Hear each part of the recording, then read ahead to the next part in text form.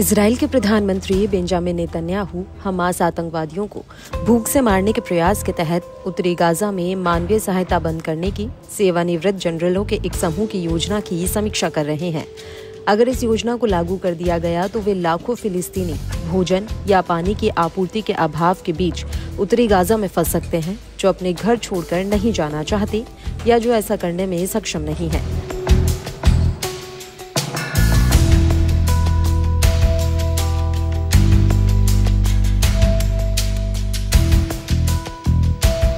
Israel ने साल भर से जारी युद्ध के दौरान उत्तरी क्षेत्र को खाली करने के संबंध में असैन्य आबादी के लिए कई आदेश जारी किए हैं, जिनमें से सबसे ताज़ा आदेश रविवार को जारी किया गया। सेवानिवृत्त जनरलों के ग्रुप द्वारा नेतन्याहू और इजरायली संसद के समक्ष प्रस्तावित ताज़ा योजना के तहत फिलिस्तीनियों को गाजा शहर समेत गाजा पट्टी के उत्तरी हिस्से को छोड़ने के लिए एक हफ्ते का समय दिया जाएगा। इसके बाद इसे एक बंद सैन्य क्षेत्र घोषित किया जाएगा। ये योजना तैयार करने में प्रमुख भूमिका निभाने वाले एक पूर्व जनरल द्वारा एसोसिएटेड प्रेस को दी गई योजना की एक प्रति के अनुसार जो लोग बचेंगे उन्हें लड़ाके माना जाएगा, जिसका अर्थ है कि सैन्य नियम सैनिकों को उन्हें मारने की अनुमति देंगे और उन्हें भोजन, पानी, दवा और ईंधन से वंचित कर दिया जाएगा। पूर्व जनरल का कहना है कि ये योजना उत्तर में हमास को तोड़ने और शेष बंधकों को रिहा कराने के लिए उस पर दबाव डालने का एकमात्र तरीका है। इस योजना के तहत इजराइल से कहा गया है कि वह अनिश्चित काल तक उत्तरी क्षेत्र पर नियंत्रण बनाए रखे ताकि हमास के बिना एक नया प्रशासन बनाया जा सके और गाजा पट्टी को 2 भागों में विभाजित किया जा सके।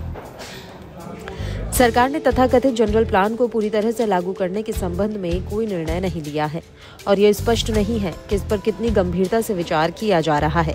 मामले की जानकारी रखने वाले एक अधिकारी ने कहा कि योजना के कुछ हिस्सों को पहले ही लागू किया जा चुका है, लेकिन उन्होंने ये नहीं बताया कि कौन से हिस्से लागू किए गए हैं।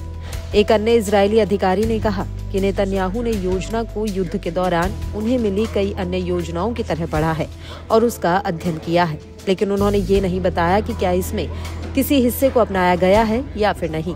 इजराइल ने रविवार को शहर के उत्तर में जबालिया शरणार्थी शिविर में हमास लड़ाकों के खिलाफ एक आक्रामक अभियान शुरू किया।